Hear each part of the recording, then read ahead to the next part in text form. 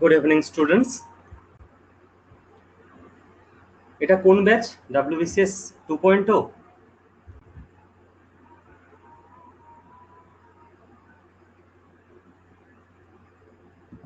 ওকে, চলো।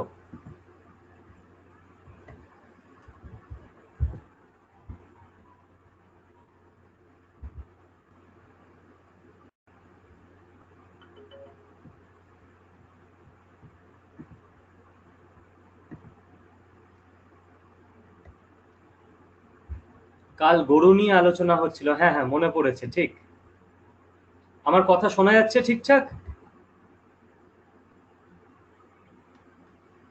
ওকে, তাহলে আর earphone use করছি না। স্ক্রিনটা নিয়ে চলে আসি, একটু ওয়েট করো।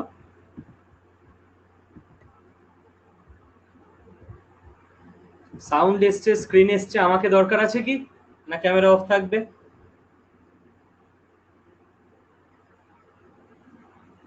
দেবাঞ্জন এখনো রিপ্লাই পাওনি।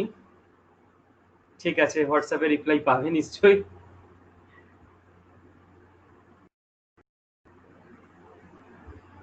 স্যার আমি পায়েল। ওকে, ওয়েলকাম পায়েল।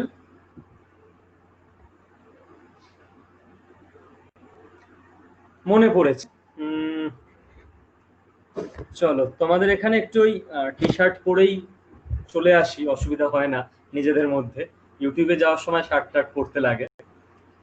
তো যেটা কথা, যে আগের দিন আমরা কতদূর কি আলোচনা করেছিলাম, এটা ইন্ট্রোডাকশন, মানে 3 নাম্বার ক্লাস দেখছি অ্যানসিয়েন্ট ইন্ডিয়ান হিস্ট্রির। প্রথম 2-3টে ক্লাস আমি কনসেপ্টে কাটাই। গরু, আচ্ছা ঠিক আছে, গরু বুঝলাম। আর কেউ আরেকটু মনে করাতে পারবে? আরে গরু অব্দি লিখলে হয়?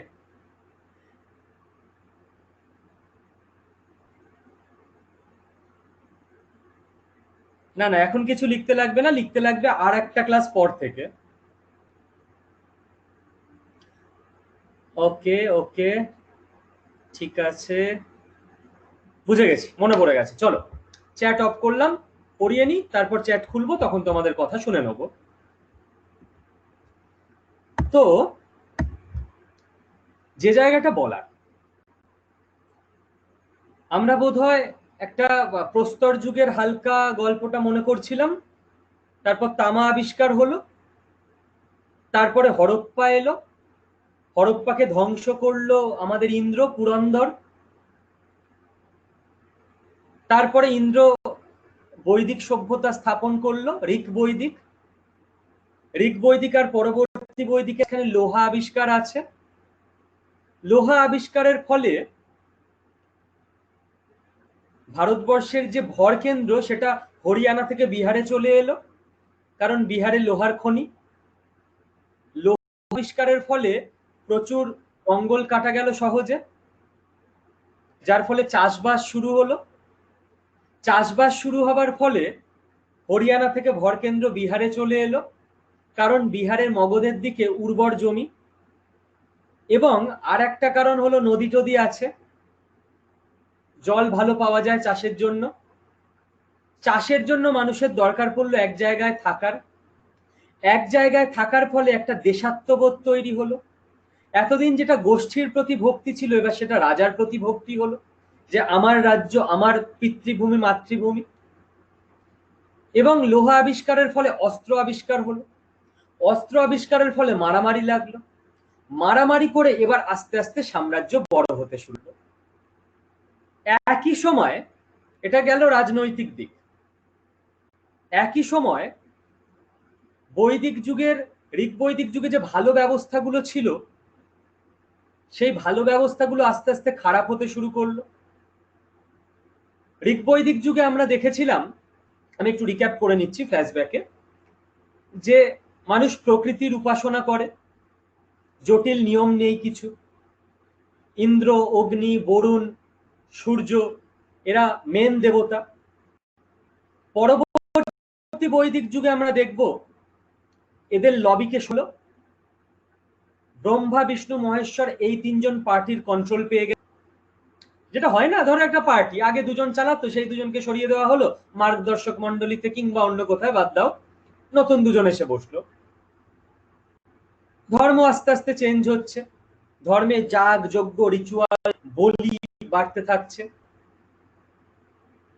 ঋগ বৈদিক যুগে বিফ বিরিয়ানির আইটেম আমরা পেয়েছিলাম। পরবর্তী বৈদিক যুগে কথায় কথায় গরু ষাঁড় কাটা শুরু হলো। এত ষাঁড় কাটার ফলে চাষবাসে ক্ষতি হচ্ছে, কারণ চাষের ইকোনমি মারাত্মকভাবে তৈরি হচ্ছে তখন। এই সময় মানুষ ক্ষিপ্ত হচ্ছে। তার মধ্যে বর্ণ ব্যবস্থার ফলে আগে যেটা ছিল বাই প্রফেশন, এখন সেটা হয়ে গেল পরবর্তী বৈদিক যুগে বাই বার্থ। মানুষজন ক্ষিপ্ত হচ্ছে, অন্য একটা পার্টি খুঁজছে। সেই পার্টিটা ওই খ্রিস্টপূর্বাব্দ 600 নাগাদ এসে অফার করলো গৌতম বুদ্ধ, মহাবীর, জৈন ইত্যাদি ইত্যাদি মানুষেরা। নাও অফার চলে এসছে, এই আমাদের ইস্তেহার, ভোট দাও। সব লোক দলে দলে গিয়ে ছাপ্পা মারল বৌদ্ধ জৈন ধর্মে। সনাতন বৈদিক ধর্ম ভাঙতে শুরু করলো। এই আমরা মূলত পড়েছিলাম, তাই তো? এবার আমরা দেখব 600 খ্রিস্টাব্দ থেকে 600 খ্রিস্টপূর্বাব্দ থেকে 300 খ্রিস্টপূর্বাব্দ অব্দি, যেটা মূলত মহাজনপদের সময়। আমরা এবার মহাজনপদে ঢুকে যাব। ক্লিয়ার? বাট এই মহাজনপদে ঢুকে যাওয়ার আগে আমি তোমাদের থেকে জাস্ট জেনে নেব যে এই অবধি কারো কোনো সমস্যা ছিল কিনা। আমি একবার ছোট করে রিক্যাপও করে দিলাম আগের দিনের ক্লাসটা।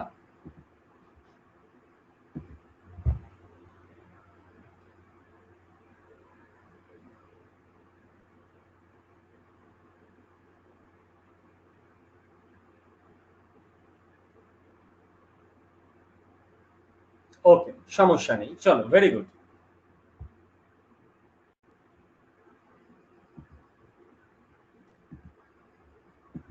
এইবার আমরা চলে আসবো মহাজনপদের জায়গাটা। দেখো, এই যে মহাজনপদের জায়গা, আসলে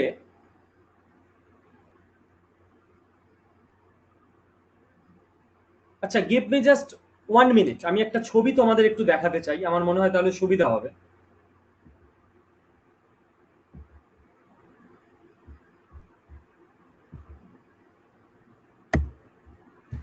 খ্রিস্টপূর্বাব্দ 600 থেকে খ্রিস্টপূর্বাব্দ 300।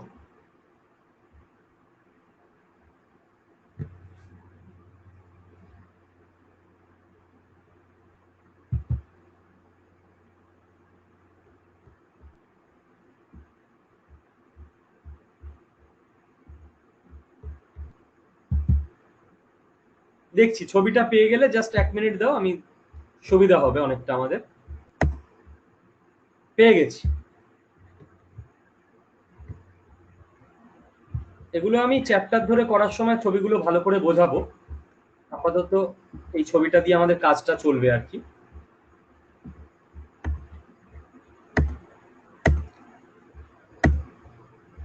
একটু ওয়েট করো, আমি নতুন স্ক্রিন আনছি। ম্যাপ দেখে না পড়লে না ঠিকঠাক মানে এত কমেন্ট যাচ্ছে না, আমি কাউকে রিপ্লাই দিতে পারছি না, এক্সট্রিমলি সরি। আমি রিপ্লাই দেবো, চেষ্টা করব, কদিন যাক না, তোমাদের ঠিক 50 জনে চলে আসবে, তখন ঠিক রিপ্লাই দেব। ম্যাপ ধরে ধরে পড়তে হবে আমাদের, ঠিক আছে? এই যে মহাজনপদ গুলো ছিল কোথায় বুঝতে হবে। এইটা মূলত আমাদের সেই মহাভারতের এরা। আমি কি বলেছিলাম তোমাদের? আমি তোমাদের পড়াচ্ছি ভারতবর্ষ তৈরির গল্প, এখনো ভারতবর্ষ তৈরি হয়নি। তো জয় শ্রীকৃষ্ণ, মহাভারতের গল্প। এই যে 16খানা মহাজনপদ, মানে গোষ্ঠী, পরিবার নিয়ে গোষ্ঠী, গোষ্ঠী নিয়ে গ্রাম, গ্রাম নিয়ে বিষ, বিষ নিয়ে জন, জন নিয়ে জনপদ, জনপদ নিয়ে মহাজনপদ। অর্থাৎ আস্তে আস্তে বড় বড় সাম্রাজ্য তৈরি হচ্ছে। কি বললাম? পরিবার, পরিবার মিলে গোষ্ঠী, গোষ্ঠী মিলে গ্রাম, গ্রাম মিলে বিষ, বিষ মিলে জন, জন মিলে জনপদ, জনপদ মিলে মহাজনপদ। সেই সময়কার ভারতে 16খানা মেন জনপদ গড়ে উঠেছিল, মহাজনপদ, 600 খ্রিস্টপূর্বাব্দ নাগাদ। সাউন্ড ঠিক আছে ভাই? কোনো সময় যদি সাউন্ডের কোনো গন্ডগোল হয়, পিপিটি দেখাও। কিন্তু আমি যখন পড়াই আমি কমেন্ট দেখি না, সঙ্গে সঙ্গে যার কাছে আমার ফোন নাম্বার আছে কেউ একজন ফোন করবে। ওকে, সাউন্ড প্রবলেম কেটেছে?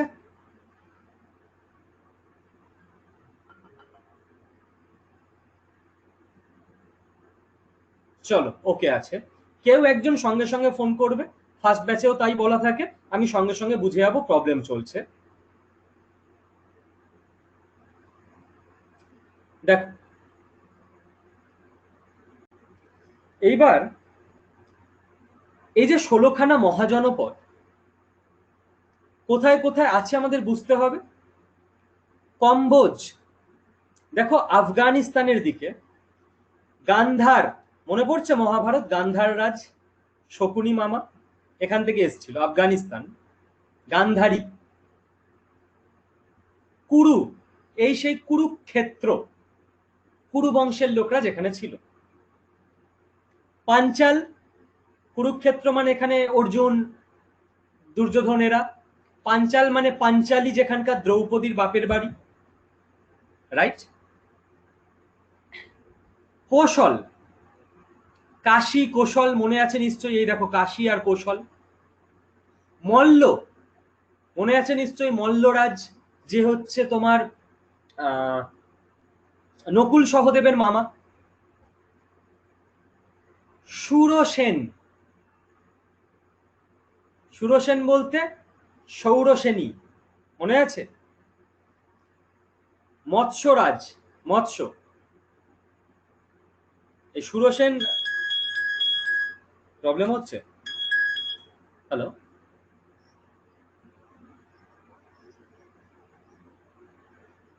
ও আচ্ছা, থ্যাংক ইউ দাঁড়াও, ঠিক করছি। আমি বড় হয়ে গেছি, ম্যাপ ছোট হয়ে গেছে। আচ্ছা, ক্যামেরাটা অফ করি, মিটে যাবে ঝামেলা, আমি পরে আসছি, আগে ক্লাস। দেখো তো এইবার ঠিকঠাক দেখা যাচ্ছে?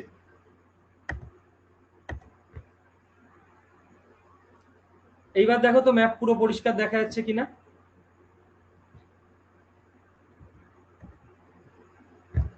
চলো, আগেও ঠিকই ছিল। আচ্ছা, তাহলে একটু বন্ধুদের বলে দিও যে কি করলে পিপিটি বড় হবে। ওকে, পিপিটিতে ক্লিক হয় বা ভার্টিক্যাল হরাইজন্টাল করে নিতে হয়।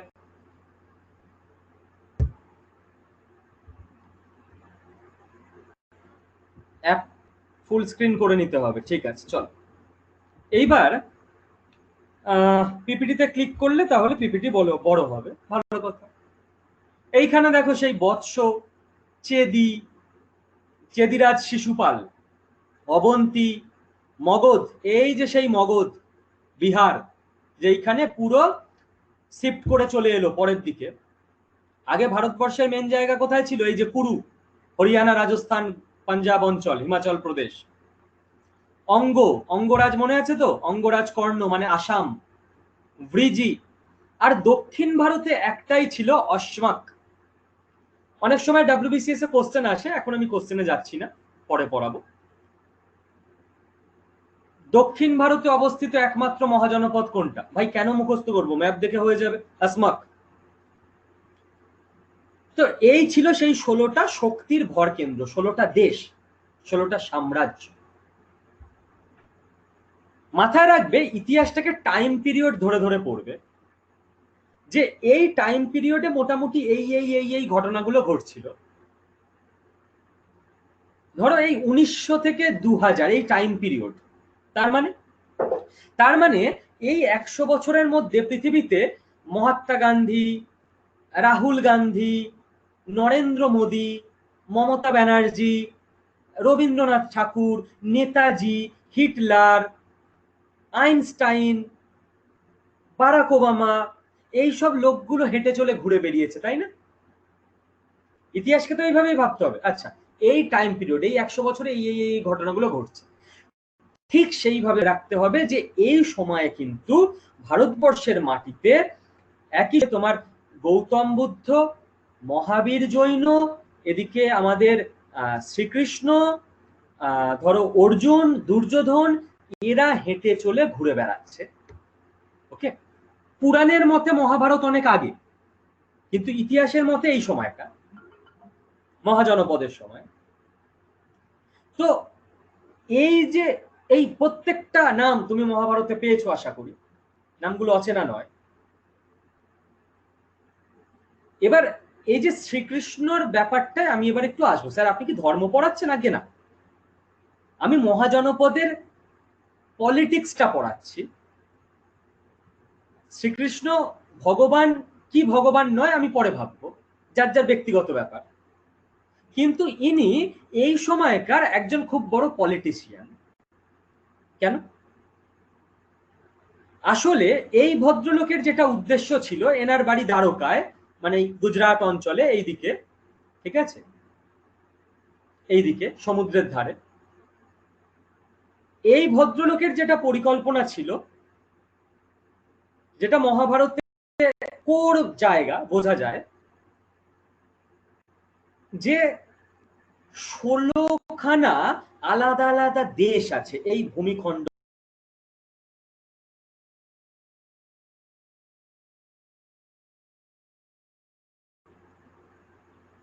দু নম্বর উদ্দেশ্য যেটা ছিল, ইনি একজন রেবেল ছিলেন, বিদ্রোহী, দেশদ্রোহী। নিজে তো ওবিসি ব্যাকওয়ার্ড ক্লাসের লোক ছিলেন, গয়লা। সেই সময় রাজা ছিলেন কংস, মথুরা। বোঝার চেষ্টা কর,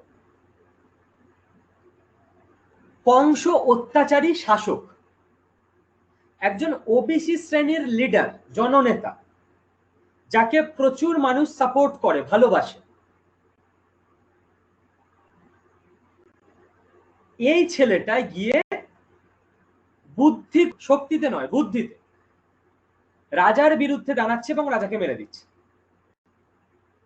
শক্তি তো ছিলই, নো ডাউট। এ রাতারাতি ফেমাস হয়ে যাচ্ছে, রাজাকে ফিনিশ করে দিয়েছে। এবারের প্রজেক্ট হলো যে আমি নিজে ওবিসি শ্রেণীর লোক, আমি জীবনে পাত্তা পাইনি, ক্ষত্রিয় শাসক শ্রেণী সারা জীবন সবকিছু দমন করেছে, আর ব্রাহ্মণ শ্রেণী। এবার সাধারণ মানুষকে যদি ক্ষমতা পাইয়ে দিতে হয়, তাহলে একটাই উপায় আছে, ক্ষত্রিয় শ্রেণীকে ফিনিশ করে দাও। কারণ এই মুহূর্তে ভারতবর্ষে যে সিস্টেম, এই সিস্টেমের বিরুদ্ধে সাধারণ মানুষ রুখে দাঁড়াতে পারবে না। কারণ ক্ষত্রিয়দের হাতে এত পাওয়ার, এত ক্ষমতা, মেরে শেষ করে দেবে। ক্ষত্রিয়দের ফিনিশ করতে গেলে ক্ষত্রিয়দের মধ্যে যুদ্ধ লাগাতে হবে, মারাত্মক যুদ্ধ, যাতে সমস্ত ক্ষত্রিয় ফিনিশ হয়ে যায়। সমস্ত ক্ষত্রিয় যদি ফিনিশ হয়ে যায়, তাহলে সাধারণ মানুষের হাতে অটোমেটিক শাসন ক্ষমতা চলে আসবে। যেটা ধরো মধ্যযুগের ভারতে হয়েছিল, নবাব এবং রাজাদের হাতে ক্ষমতা। সাধারণ মানুষ কি চাইলে পেত ক্ষমতা? পেত না। আমি আধুনিক ভারত পড়াতে গিয়ে বলবো, আমাকে মনে হবে দেশদ্রোহী, আগে তা নই, যে ইংরেজরা এসে আমাদের বাঁচিয়ে দিয়েছে। নইলে নবাব এখন আমাদের শাসন করতো, রাজা আমাদের শাসন করতো। ইংরেজরা এসে বাইরে থেকে এই শাসক শ্রেণীকে ধাক্কা মেরে সরিয়ে দিল, এবং ইংরেজরা কিন্তু জনগণকে কথা বলার সুযোগ দিল। ইংরেজ শাসনে ইংরেজের বিরুদ্ধে কথা বলা যেত, পত্র লেখা যেত, হ্যাঁ অ্যারেস্ট করতো, আন্দোলন করা যেত, অন্তত করা যেত। খুব হাই লেভেলে চলে গেলে তখন অ্যারেস্ট করতো। সিরাজউদ্দৌলার আমলে সিরাজউদ্দৌলার বিরুদ্ধে আন্দোলন হচ্ছে, শুনবে না, আন্দোলনের আ অব্দি টের পেলে গলা কেটে রেখে দেবে। তাতিয়া টোপি বা শিবাজি বা যে কোনো হিন্দু মুসলিম যে কোনো রাজা নবাব কারোর আমলে তার বিরুদ্ধে প্রজা আন্দোলন করছে, শুনবে না, গদগদ হয়ে দেশাত্মবোধক, সিরাজউদ্দৌলা তাতিয়া টোপি না। হিস্ট্রিকে অ্যাজ ইট ইজ বুঝতে হবে। ইংরেজরা এসে আমাদের বাঁচিয়ে দিয়েছিল। এই জায়গাটা করতে চেয়েছিলেন শ্রীকৃষ্ণ, যে ভাই সমস্ত ক্ষত্রিয়কে ধাক্কা মেরে হাঁটিয়ে দেবো, সাধারণ মানুষকে কথা বলতে দেব। সেই জন্য ওনার মনে হয়েছিল মহাভারত নামে একটা যুদ্ধ বাঁধিয়ে দেবো, সবাই ফিনিশ হয়ে যাবে। এবারে যুদ্ধ বাঁধিয়ে দিয়ে সবাইকে মেরে দেওয়া কতটা কাজের কাজ, এটা নিয়ে আমাদের কোশ্চেন থাকতে পারে, নিশ্চয়ই আছে। এবং সেই জন্য আমরা অনেক বইতে, পাঞ্চজন্য সহ বিভিন্ন বইতে দেখব যে শ্রীকৃষ্ণ যখন লাস্টে মারা যাচ্ছেন তখন বলা হচ্ছে স্বগত উক্তিতে যে বাইরের দেশের লোকেরা এসে এবার ইন্ডিয়াতে অ্যাটাক করেছে। মহাভারত তো তৈরি হয়ে গেছে, শ্রীকৃষ্ণ যেটা উদ্দেশ্য ছিল যে এখানে একটা নিয়ম, এখানে একটা নিয়ম, এখানে একটা নিয়ম, এইসব নিয়ম থাকবে না, একটা নিয়ম হবে, একটা রাষ্ট্র হবে, মহাভারত, ভারত রাষ্ট্র গঠন হবে। শ্রীকৃষ্ণের উদ্দেশ্য তো সাকসেসফুল হলো, কিন্তু এই রাষ্ট্রে আর কোনো ক্ষত্রিয় বেঁচে নেই। যে টেকনোলজি ছিল ক্ষত্রিয়দের সেটা ফিনিশ হয়ে গেছে। ব্রহ্মাস্ত্র দিচ্ছে একজন আরেকজনকে, মানে কি? ইসরায়েল ইন্ডিয়াকে হয়তো কোনো মিসাইল দিচ্ছে, ব্রহ্মাস্ত্র। নেতানিয়াহু হয়তো মোদিকে গিফট করছে, ব্রহ্মাস্ত্র। শ্রীকৃষ্ণ বলছেন যে আমার সুদর্শন চক্র, এটা আমি প্রয়োগ করতে পারবো না, কারণ এটা যদি একবার প্রয়োগ করি ন্যায় অন্যায় শুভ অশুভ সবকিছু ধ্বংস হয়ে যাবে, তখন আর যুদ্ধের কোনো মাথা মুন্ডুই থাকবে না। মানে অ্যাটম বোম, যে এটা যদি প্রয়োগ করি এ বুঝবে না যে একে মারতে হবে এ বাঁচাতে হবে, সবকিছু ধ্বংস হয়ে যাবে, এটা প্রয়োগ করা যাবে না, এটা বানানো আছে। বলি না পারমাণবিক শক্তিধর দুটো দেশের মধ্যে লড়াই হতে পারে না, কারণ সুদর্শন চক্র একবার যদি প্রয়োগ হয়ে যায় সব ধ্বংস হয়ে যাবে। তো উনি সব অস্ত্র শস্ত্র ধ্বংস করে দিলেন, পারমাণবিক শক্তি বিনাশ হয়ে গেল, সব মিসাইল টিসাইল আর কারোর হাতে কিচ্ছু পড়ে নেই। কার হাতে একাগ্ন মিসাইল ছিল, কার হাতে অর্জুনের হাতে কোন স্পেশাল মিসাইল ছিল, সবগুলো উনি ধ্বংস করে দিয়েছেন। এইবার ওনার যেটা হিসাবে ছিল না যে বাইরে থেকে অ্যাটাক এলে তখন কি করব। পরবর্তীকালে আমরা দেখব সেটাই হলো যে বাইরে থেকে অ্যাটাক এলো, কৃষ্ণ কিছু করতে পারছেন না, অর্জুনের গান্ডীব আর কাজ করছে না, এবং তখন স্বগতোক্তি করা হচ্ছে যে হে ঈশ্বরের ঈশ্বর, ক্ষমা করো তুমি বাসুদেব শ্রীকৃষ্ণকে, ক্ষমা করো। হয়তো বুদ্ধির ঔজ্জ্বল্যে উনি সবচেয়ে বড় মূর্খামি করে ফেলেছেন। যাই হোক, অর্থাৎ এই সময় পলিটিক্সটা চলছিল, ভারত বলে কিছু একটা গঠন করতে হবে। সেই গঠনে এই লোক দুটো খুব উল্লেখযোগ্য ভূমিকা পালন করেছিল রাজনৈতিক দিক থেকে। এবং আমরা দেখব যে ইনি বুঝেছিলেন এই দ্বারকা থেকে যে কুরু বলে যে জায়গাটা, এই জায়গাটা ভারতবর্ষ কেন্দ্র এবার হতে যাচ্ছে, কারণ এখানে এদিকে 5 ভাই ওদিকে 100 ভাই প্রচন্ড শক্তিশালী লার্নড তৈরি হয়েছে, এবং এই কুরুক্ষেত্রেই যত যুদ্ধ হয় এইখানটা ভারতের ভরকেন্দ্র ছিল। পরবর্তীকালে কেন ভরকেন্দ্রটা এখানে চলে এলো সেটা আমি আগের ক্লাসে বলে দিয়েছি। এই হলো মহাজনপদের হিসেব,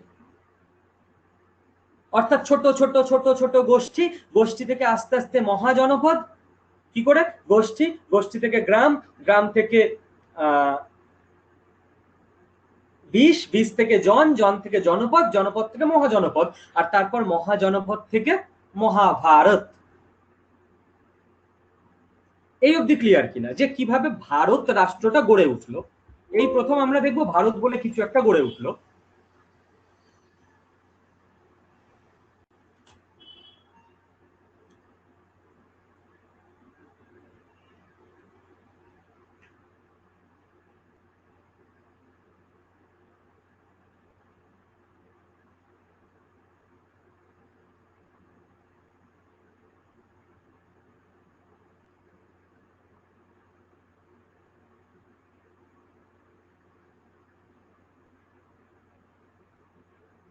ক্লিয়ার এই অবধি? চলো, ভেরি গুড।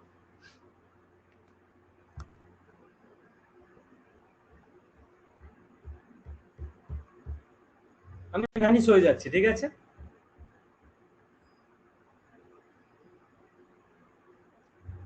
ভারত ইন্ডিয়া নাম কি করে এলো? অনেক কাণ্ড, অনেকগুলো কনসেপ্ট আছে। ভরত রাজার থেকে এসছে, ভরত উপজাতি থেকে এসছে, বিষ্ণু পুরাণে একটা সংজ্ঞা আছে, সিন্ধু বা হিন্দু থেকে এসছে, ইন্ডিয়া বা হিন্দুস্তান, ওগুলো আমরা ফ্যাক্টসের ক্লাসে আলোচনা করে নেব, ঠিক আছে? আরে আমাকে দেখে কি করবে ভাই?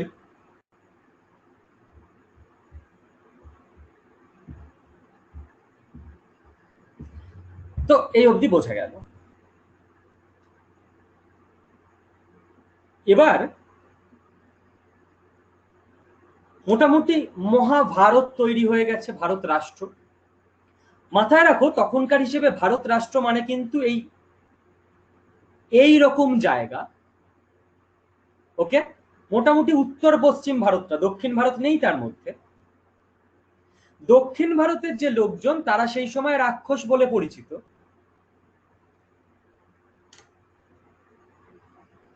রাক্ষস ভূত নয়, এরা দেখতে কালো, খুব স্বাভাবিক, কারণ এরা নিরক্ষরেখার দিকের লোক, সূর্যের আলো বেশি পড়ে। এদের একটু গায়ে ঘেমো গন্ধ। স্যার কি সব বলছেন? ফ্যাক্ট। আমি হরিয়ানায় যে কাটিয়ে এলাম দীর্ঘ 4-5 মাস, প্রচন্ড গরম, আমরা এসি ছাড়া থাকতে পারতাম না, কিন্তু যত গরমেই বেরোই না কেন কারোর গায়ে বিন্দু মাত্র ঘাম হবে না, অর্থাৎ শুকনো আবহাওয়া। তারা ভগবান, তারা লম্বা চওড়া জাট রাজপুতদের মতো দেখতে, ফর্সা। এরা রাক্ষস, এদের গায়ে ঘাম হয়, এরা কালো, এদের সংস্কৃতি আলাদা। এই আর্যাবর্ত আর দাক্ষিণাত্য এই দুটো ভাগ ছিল। আর এই যে মাঝখানে যে লাইনটা, এইটা হচ্ছে বিন্ধ্য পর্বত।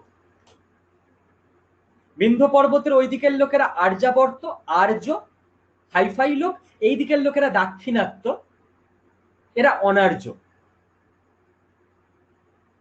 এই দুটো পরিষ্কার ভাগ।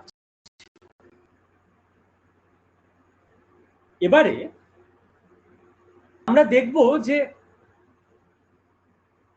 আস্তে আস্তে কিভাবে ঐতিহাসিক রাজারা আসতে শুরু করলো। এই জায়গা অবধি তো মিথোলজিক্যাল, এবার ঐতিহাসিক রাজারা কি করে আসতে শুরু করলো আমরা দেখব। না, আমি একটা ব্ল্যাঙ্ক স্ক্রিন নিয়ে নিই, আমার সুবিধা হবে।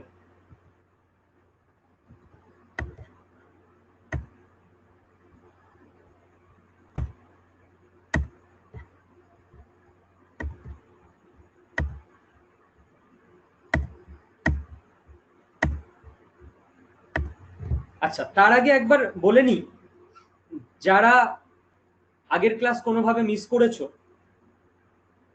আমি আগে যে 2 বা 3টে ক্লাস নিয়েছি সেগুলো very very very very important, সেই ক্লাস আগে দেখে নেবে। হাউ টু ক্র্যাক WBCS, ওকে? ওই কথাগুলো আমি রিপিট করব না। বুক লিস্ট অনেকে আমার কাছে মেসেজ করে জানতে চেয়েছো, তার মানে বোঝা গেছে আগের ক্লাসগুলো দেখোনি। আমি আবারও বলে দিই, অ্যানসিয়েন্ট এবং মিডিয়েভাল ইন্ডিয়ার জন্য পড়তে শুরু করো পুনম দালাল দাহিয়া। পুনম দালাল দাহিয়া। মডার্ন ইন্ডিয়ার জন্য পড়তে শুরু করো সোনালী বানসাল, ওকে? এই দুটো বই, এছাড়াও ইতিহাসে গুচ্ছের বই আছে, কৃষ্ণা রেড্ডি, স্পেকট্রামের, রাজীবাহির, জীবন মুখোপাধ্যায়, ছায়া প্রকাশনী, অমুক প্রকাশনী, NCERT, প্রচুর বই আছে, সব ভালো, যা ইচ্ছা পড়তে পারো। যদি বলেন স্যার আপনার মতে, তাহলে আমি বলবো এই দুটো, ওকে? আর একবার মনে করিয়ে দিই যে আমার পড়ানোর অ্যাপ্রোচটা কিন্তু হবে কনসেপ্ট।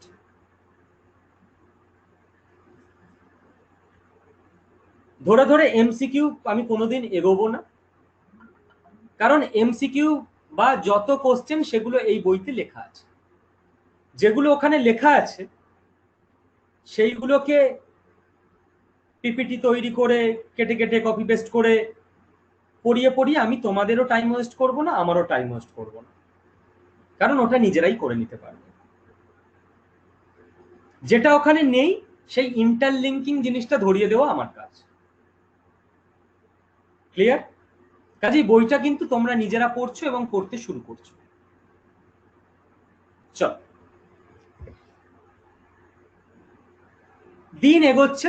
600 থেকে 300 খ্রিস্টপূর্বাব্দের মধ্যে কি ঘটনা ঘটলো তাহলে আমি বললাম, মহাজনপদ। এবার 300 খ্রিস্টপূর্বাব্দের নাগাদ আর কি কি ঘটনা ঘটছে, ওই 600 থেকে 300-র মধ্যেই আলেকজান্ডার বলে একটা লোক 327 খ্রিস্টপূর্বাব্দে ভারতবর্ষ আক্রমণ করে বসে। তার ফলে কি হয়? তার ফলে ভারতবর্ষে একটা পলিটিক্যাল শূন্যতা তৈরি হয়, ভ্যাকুয়াম। অর্থাৎ যে ছোট ছোট ছোট ছোট রাজারা থেকে গেছিল তারা সব আলেকজান্ডারের কাছে হেরে যায়। এই সময় ভারতবর্ষে একটা রাজনৈতিক শূন্যতা তৈরি হয় যে ভাই বৈদেশিক যদি একটা শক্তপোক্ত আক্রমণ আসে সবাই খড়কুটোর মতো উড়ে যাবে। যেখানে যেখানে শূন্যতা তৈরি হয় সেখানে সেখানে শূন্যতা ভরাট করার জন্য জেনে রাখবে একজন হিরোরও সবসময় আবির্ভাব ঘটে। এবার প্রথম সেই হিরোর আবির্ভাব ঘটবে যে ঐতিহাসিক রাজা চন্দ্রগুপ্ত মৌর্য। এতদিন মোটামুটি সবাই মিথোলজিক্যাল ছিলেন, এবার ঐতিহাসিক চলে আসছে। মিথোলজিক্যাল মানে কি মিথ্যা? মিথের মধ্যে অনেক মিথ্যা থাকে। ঘটনাটা যত পুরনো হতে শুরু করে, যত এভিডেন্স কমে, তার মধ্যে গাঁজা মিশতে থাকে, তার ফলে ওগুলো মিথোলজিক্যাল হয়ে যায়। আজকে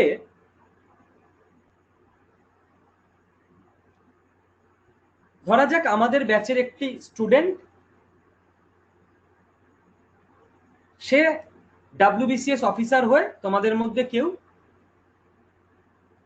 বিশাল সাকসেসফুল হয়েছে, সারা দেশে কাঁপিয়ে দিয়েছে। এবার আমি আমার বুড়ো বয়সে আত্মজীবনীতে লিখছি যে হ্যাঁ ও তো আমার স্টুডেন্ট ছিল, আড্ডায় ভার্চুয়াল ক্লাস করতো, এটা হিস্ট্রি।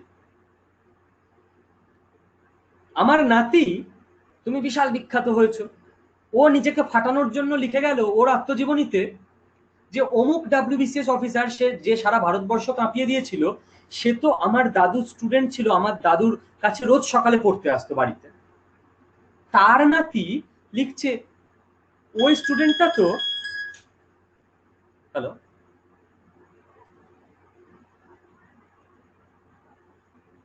আচ্ছা ঠিক আছে, এই চ্যাটে বক বক করছো?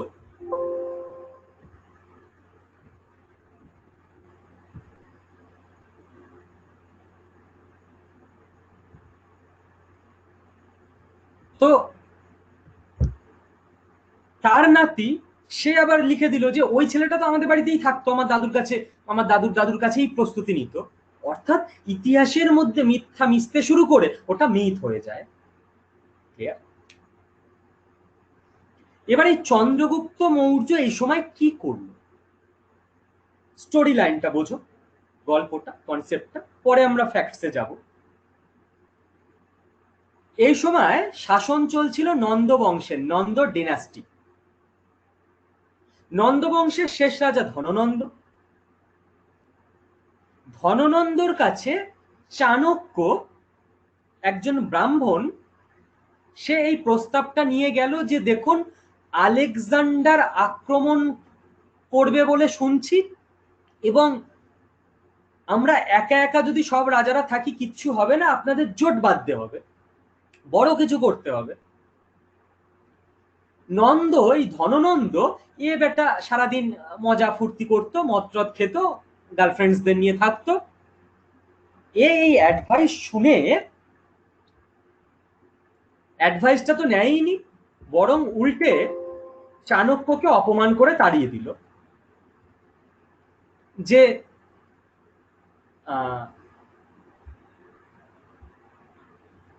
আমাকে অ্যাডভাইস দিতে এসেছিস, বেরো। খুবই অপমান করে। চাণক্য লোকটা প্রবল প্রবল ইগোইস্টিক ছিলেন, প্রবল। ও ওইখানে সেই সময় ব্রাহ্মণদের মাথায় বড় বড় বিনুনি বা শিখা থাকতো, সেটা বাঁধা থাকতো। নন্দ ধাক্কা মেরে ওকে ফেলে দেয়, ওর শিখাটা খুলে যায়। ব্রাহ্মণের শিখা খুলে যাওয়া খুব লজ্জার একটা ব্যাপার, পাঞ্জাবির কাছে যেমন পাগড়ি খুলে যাওয়া। ও ওই সময় প্রতিজ্ঞা করে বসে রাজসভায়, নন্দ বংশের ধ্বংস যতদিন না আমি করতে পারছি ততদিন এই শিখা আমি বাঁধবো না। ব্রাহ্মণ প্রতিজ্ঞা করেছে, কি আর হবে, কি আর হবে, একটু ফ্ল্যাশব্যাকে চলো বোঝাচ্ছি কি হবে। এই লোকটা কতটা গুয়ার সেটা আগে বোঝো, তারপর বুঝবে কি হবে। কথিত আছে এই চাণক্য বিয়ে করতে যাচ্ছিলেন, তো তখন তো বিএমডাব্লিউ নেই, হেঁটে হেঁটেই যাচ্ছিলেন। পথে যেতে যেতে কুশ গাছের কাঁটায় ওনার পা কেটে যায়, তো পায়ে ব্যান্ডেজ করে বিয়ে করতে যাবে, এটাই এক্সপেক্টেড। উনি ওনার বন্ধু বান্ধবকে বলে দিলেন বিয়ে ক্যান্সেল, বাড়ি চলে যা। লোকজন অবাক, বিয়ে ক্যান্সেল মানে? বিয়ে ক্যান্সেল, বাড়ি যা, বিয়ে আমি করবো না। কেন? পা কেটে গেছে, প্রতিশোধ নেবে। বিয়ে ক্যান্সেল, কি করে প্রতিশোধ নেবে? বাড়ি গিয়ে দইয়ের ঘোল বানিয়েছে, দইয়ের ঘোল। সেই দইয়ের ঘোল কুশ গাছের গোড়ায় এনে ঢালতে শুরু করেছে। সেই সময় চন্দ্রগুপ্ত নামে একটা ভাগ্যান্বেষী সৈনিক ঘোড়ায় চড়ে একটা তরোয়াল সম্বল করে রাস্তা দিয়ে যাচ্ছিল। কি ব্যাপার, ঘোল ঢালছে কেন গাছের গোড়ায়, কোনো রিচুয়ালস নাকি? অবাক হয়ে দাঁড়ায়, জিজ্ঞেস করে কি ব্যাপার দাদা? আমার পা কেটে গেছে। পা কেটে গেছে তো ওখানে ঘোল ঢালছেন কেন, পায়ে ঢালুন।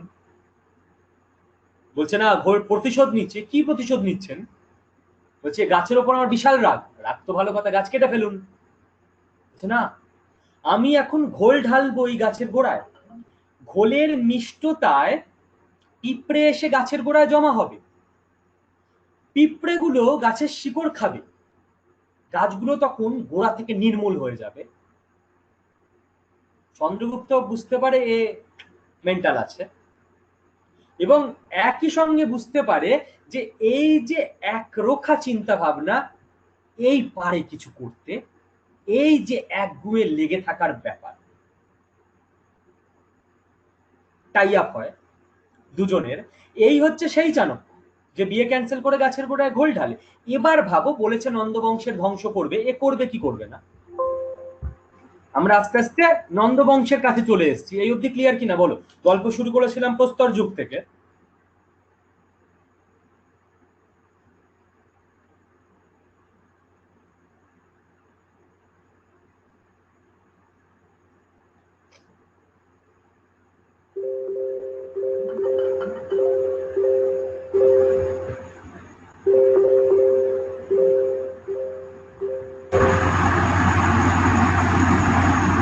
ক্লিয়ার এই অবধি?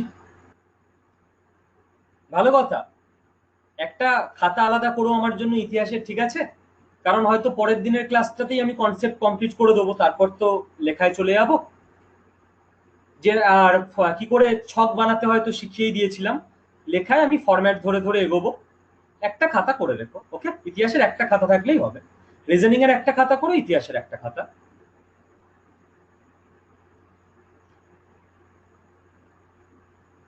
আমার হিস্ট্রি পড়াশোনা বলতে, আমি সেন্ট জেভিয়ার্স কলেজে হিস্ট্রি পড়ি, তারপর ডিস্টেন্সে মাস্টার্স করেছি। আমার নর্মাল মাস্টার্স হচ্ছে ক্যালকাটা ইউনিভার্সিটি থেকে বাংলায়, আর হিস্ট্রিতে আমি মাস্টার্স করি ডিস্টেন্সে।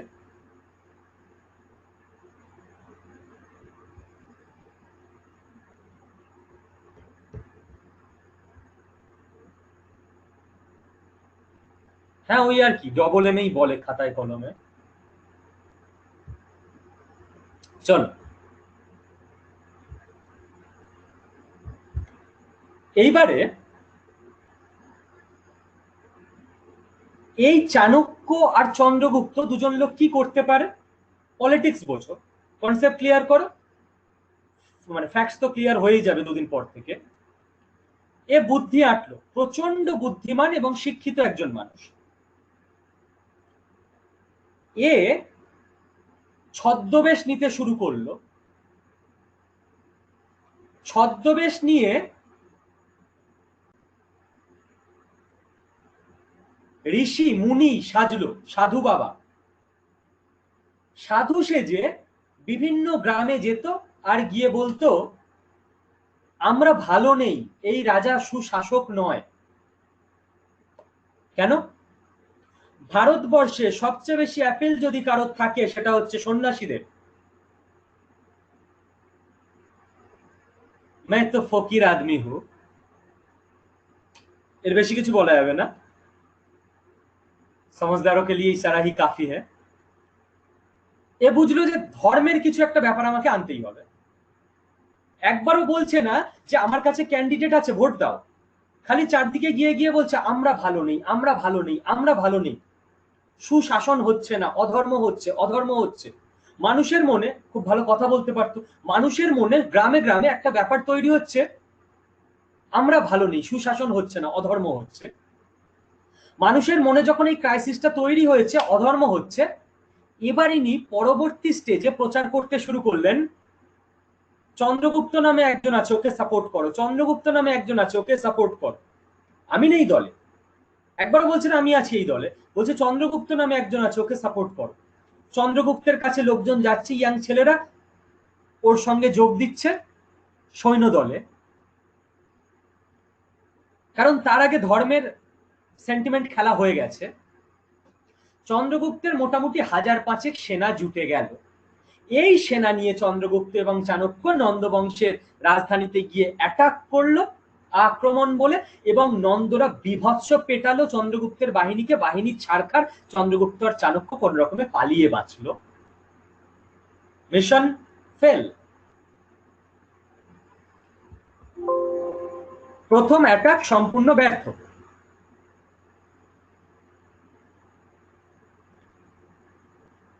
এবার চাণক্য আবার বুদ্ধি আঁটছেন কি করা যায়, কি করা যায়। যাচ্ছেন যাচ্ছেন, রাস্তায় খিদে পেয়েছে, একটা বাড়িতে গেছেন কিছু খাবার দেবে, আমি ব্রাহ্মণ, সেই সময়কার ব্রাহ্মণ বললেই বাড়িতে ঢুকিয়ে যত্ন করে খেতে দেয়।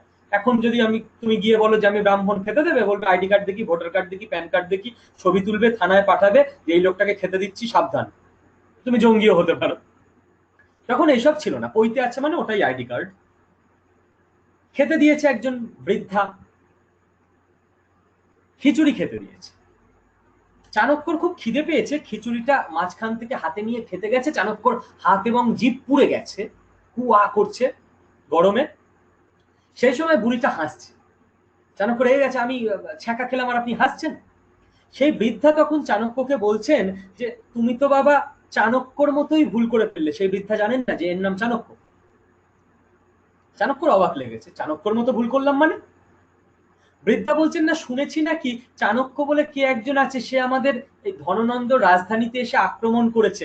রাজধানীতে আক্রমণ করলে ছ্যাঁকা তো খেতেই হবে, আক্রমণ তো করতে হয় একটু একটু করে ধার দিয়ে, খিচুড়ি একটু একটু করে ধার দিয়ে খেতে খেতে ভেতরে ঢুকতে হয়। Chanakya got the strategy. বলা হয় ভগবান নাকি স্বয়ং এসে ওনাকে স্ট্র্যাটেজি বলে দিয়েছিলেন। এইবার চাণক্য এতদিন যেটা করছিলেন সেটা হচ্ছে লঞ্চ এন্ড টেস্ট। এটা বিজনেসেও একটা পলিসি এখন। চাণক্য এতদিন যেটা করেছিলেন লঞ্চ এন্ড টেস্ট, লঞ্চ করে দাও, অ্যাটাক। এখন উনি যেটা করলেন টেস্ট এন্ড লঞ্চ। স্যার কি হচ্ছে, হিস্ট্রি পড়াচ্ছেন না বিজনেস? একই ব্যাপার, সব ইন্টারলিঙ্কিং। ছোট ছোট এক একটা দল তৈরি করলেন, নন্দবংশের সীমান্তবর্তী ওই গ্রামে গিয়ে অ্যাটাক করো, অ্যাটাক, গেরিলা যুদ্ধ, জিতে গেল গ্রাম দখল করে নাও, সুশাসন জারি করো গ্রামে। পাশের গ্রাম, অ্যাটাক, গেরিলা যুদ্ধ, জিতে গেলাম, দখল করে নাও। টেস্ট, লঞ্চ, একটু করে টেস্ট হচ্ছে, কনফিডেন্স বাড়ছে, আবার পরের যুদ্ধ লঞ্চ করে দিচ্ছে। এর ফলে আস্তে আস্তে আস্তে আস্তে চাণক্য পুরো নন্দবংশ শেষ করে দিল। সম্রাটের আসনে বসলেন চন্দ্রগুপ্ত মৌর্য। শুরু হলো মৌর্য বংশ। ইতিহাসে খুব বিখ্যাত একটা বংশ, অনেক শর্ট কোশ্চেন পড়তে হবে এদের ব্যাপারে। এবার এখানে চন্দ্রগুপ্ত, সূর্যগুপ্ত, নক্ষত্রগুপ্ত যেই থাকতো না কেন, চাণক্য তাকেই রাজা বানিয়ে দিত। চাণক্য ওয়াজ কিং মেকার। এবং এইখানে চন্দ্রগুপ্ত সিংহাসনে বসার পর প্রথম ইন্ডিয়ার পলিটিক্যাল ইউনিফিকেশনের দিকে নজর দেওয়া হলো। টার্মটাকে বোঝো, পলিটিক্যাল ইউনিফিকেশন। সারা ভারতকে রাজনৈতিকভাবে এক করতে হবে, যেটা একসময় উদ্দেশ্য ছিল শ্রীকৃষ্ণের, খানিকটা সফল হয়েছিলেন এবার চাণক্য। পলিটিক্যাল ইউনিফিকেশনের ক্ষেত্রে, মানে শুধু সাম্রাজ্যগত দিক থেকে ইউনিফিকেশন না যে পুরোটা দখল করে নিলাম, এক আইন করতে হবে, সুশাসন করতে হবে, নিয়ম করতে হবে, অর্থনীতি করতে হবে, বিদেশ নীতি করতে হবে। এইবার এই ব্যাপারগুলো প্রথম শুরু হলো ভারতবর্ষে। এই পর্যন্ত ক্লিয়ার কিনা?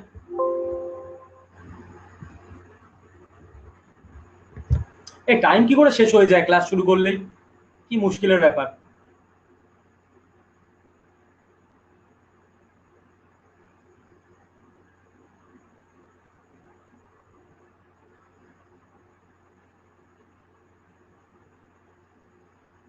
টাইম কি করে সরাতে হয় আমি তো জানি না।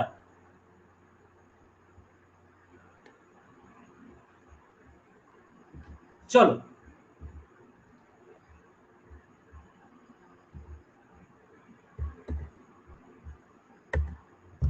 তো এইবার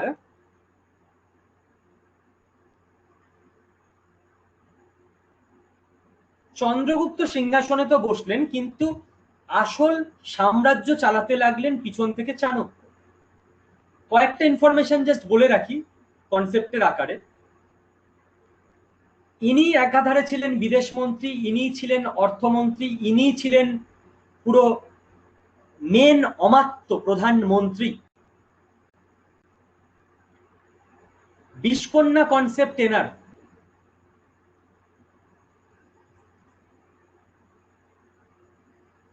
একটা মানুষ একাধারে তো প্রচন্ড ভালো হতে পারে না। তার উদ্দেশ্য হয়তো ভালো ছিল, কিন্তু অনেক খারাপ কাজও করেছিলেন। বিষকন্যা কনসেপ্ট আশা করি তোমরা জানো। চন্দ্রগুপ্ত বাচ্চা বাচ্চা মেয়েদের চাণক্য বাচ্চা বাচ্চা মেয়েদের নিয়ে আসতেন, কিছু মেয়েকে ট্রেনিং দিতেন ছোট বয়স থেকে, রূপচর্চা করাতেন, 64 কলায় পারদর্শী করে তুলতেন। বলি না 16 কলা, এবং 64টা কলা ছিল, নাচ, গান, আবৃত্তি, কামক্রিয়া, এরকম ইত্যাদি ইত্যাদি। এবং খুব ছোটবেলা থেকে এদের অল্প পরিমাণে বিষ খাওয়ানো হতো। হ্যাঁ স্যার, হ্যাঁ, খুব খুব খুব অল্প বিষ প্রয়োগ করা হতো। 1 মাস চললো, ওই ডোজ সহ্য হয়ে গেল। আমাদের এখন যেমন হয়েছে, কীটনাশক খেয়ে কিছু হয় না, ডোজ বাড়ানো হতো। কি ক্রূর বুদ্ধি বলছি তোমায়, কি করতো এদের নিয়ে। 5 বছরের একটা মেয়েকে এরকম এনে ডেলি ডেলি বিষ একটু একটু একটু একটু করে ডোজ বাড়িয়ে বাড়িয়ে, এই মেয়েটার যখন 16 থেকে 18 বছর বয়স, যখন অর্থাৎ কৈশোর থেকে যৌবনে পা দিচ্ছে, তখন এই মেয়েগুলোকে পাঠানো হতো মৌর্য সাম্রাজ্যের যারা প্রবাবেল শত্রু সেই সমস্ত রাজার কাছে।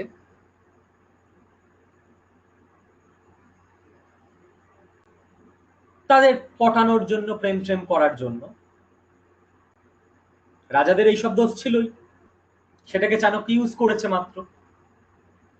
এই মেয়েরা জিভের মধ্যে, মুখের মধ্যে অনেকটা করে মারাত্মক বিষ 16 থেকে 18 বছর বয়সে রাখতে শিখে যেত জিভের নিচে। ও যদি ওর গলায় চলেও যায় খানিকটা, ওর কিচ্ছু হবে না, ও অভ্যস্ত হয়ে গেছে, এটা বিষকন্যা। ফ্রেঞ্চ কিস করার সময় রাজার মুখের মধ্যে এই বিষটা ঢেলে দিত এরা, রাজা ফিনিশড। এইরকম মারাত্মক ক্রূর রাজনীতি অ্যাপ্লাই করতো চাণক্য, এইরকম মারাত্মক ক্রূর রাজনীতি।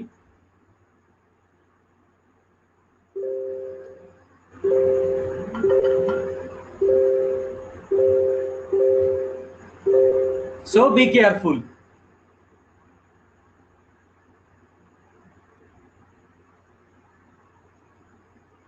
হ্যাঁ, শরদিন্দুর অনেক গল্পে এই জায়গাগুলো তোমরা পাবে। Very good, very good.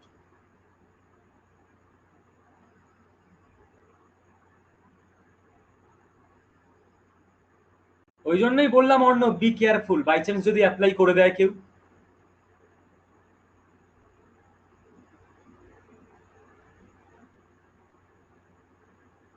এইবারে মনে হচ্ছে খুব খারাপ লোকটা, এবার লোকটার সততা দেখো উল্টো দিকে। একটা গল্প বলি। ওই যে ও শরদিন্দুর কথা বললো, তো চলো শরদিন্দু থেকেই একটা উদাহরণ দিয়ে শেষ করি ক্লাসটা।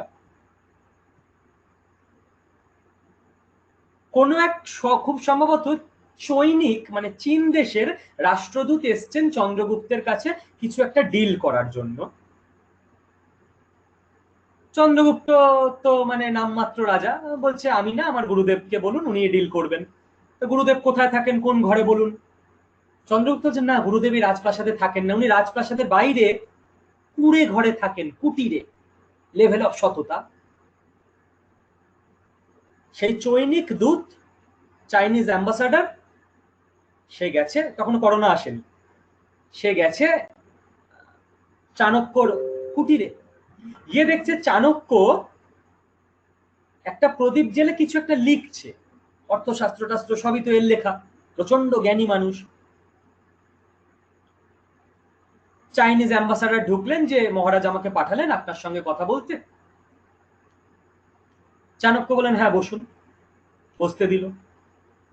দিয়ে চাণক্য ওই প্রদীপ থেকে আর একটা প্রদীপ জ্বালালেন, জ্বালিয়ে প্রথম প্রদীপটা নিভিয়ে দিলেন। চাইনিজ অ্যাম্বাসাডার ভাবছেন যে এটা কি কোনো রিচুয়ালস ইন্ডিয়ানদের, আমাকে স্বাগত জানানো হলো। জিজ্ঞেস করেন লোক সামলাতে না পেরে, কৌতূহল সামলাতে না পেরে। চাণক্য উত্তর দেন, এতক্ষণ আমি আমার নিজের লেখালেখি করছিলাম, ওটা আমার নিজের কাজ ব্যক্তিগত। যে প্রদীপটা জ্বলছিল তাতে যে তেলটা ছিল, ওটা আমি রাজপ্রাসাদ থেকে যে মাইনে পাই সেই মাইনের টাকায় কেনা তেল। এখন আমি রাজকার্য করব, আপনি এসছেন, এটা তো রাজকার্য, আমার পার্সোনাল কাজ না। এখন যে তেলটা জ্বাললাম, এই তেলটা আমি রাজপ্রাসাদের টাকা থেকে নিয়ে নেব। যে সারা সাম্রাজ্য চালাচ্ছে সে নিজের কাজের জন্য রাজপ্রাসাদের থেকে নেওয়া টাকায় তেল কেনে না। This was the level of honesty.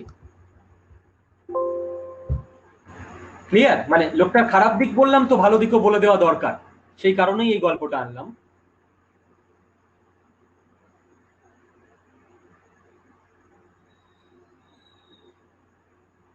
তো ও আমার 9টা থেকে ইউটিউবে ক্লাস, এক্ষুনি বন্ধ করতে হবে, ভুলেই গেছি। এক্সটেন্ড করলে হবে? যাও যাও যাও, বাড়ি যাও, চলো, গুড নাইট, টাটা, আবার পরের দিন ক্লাস।